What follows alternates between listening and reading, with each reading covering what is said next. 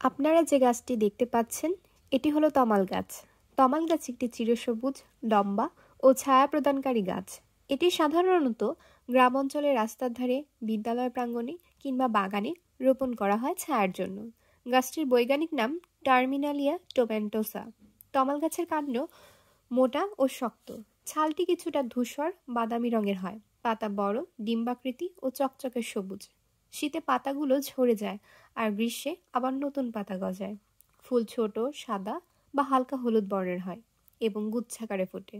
ফল ছোট, ডিম্বাকৃতির ও বাদামি রঙের। তমাল গাছ ছায়া দেওয়ার পাশাপাশি পরিবেশকেও ঠান্ডা রাখতে সাহায্য করে। গাছ থেকে প্রাপ্ত কাঠ মজবুত, যা দিয়ে দরজা, জানালা, ফার্নিচার ইত্যাদি তৈরি করা হয়। কিছু জায়গায় এই গাছের ছাল ও ফল আয়ুর্বেদিক ঔষধ হিসেবে ব্যবহৃত হয়। তমাল গাছ বায়ু দূষণ কমাতে সাহায্য করে এবং পাখিদের আশ্রয়স্থল হিসেবেও কাজ করে।